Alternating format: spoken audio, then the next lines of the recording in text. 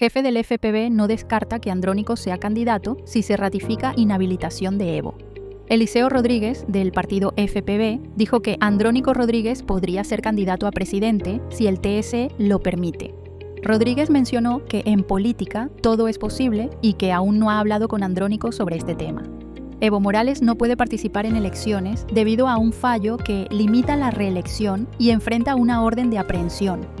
Este es nuestro análisis de la cobertura completa que puedes ver en el link en la descripción o en la biografía.